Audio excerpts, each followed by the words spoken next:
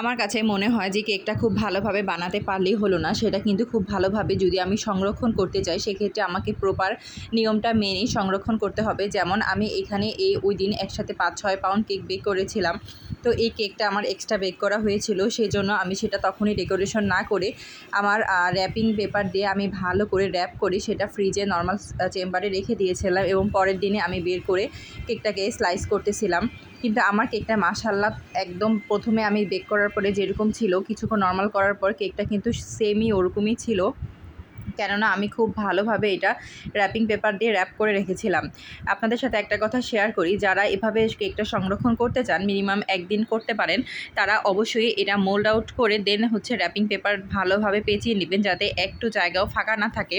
আর মোল্ডের ভিতরে রেখে যদি আপনারা র্যাপিং পেপারটা পেঁচান সেক্ষেত্রে দেখা যাবে কি যেই জায়গাগুলোতে বেকিং পেপার থাকে না ওইগুলো পরবর্তীতে ঠান্ডা হলে কেকের থেকে ভেঙে যেতে পারে। আর কেক যদি গরম থাকে বা অতিরিক্ত ঠান্ডা, দুই ক্ষেত্রেই কিন্তু আপনাদের কেক মোল্ড আউট করতে সমস্যা হতে পারে।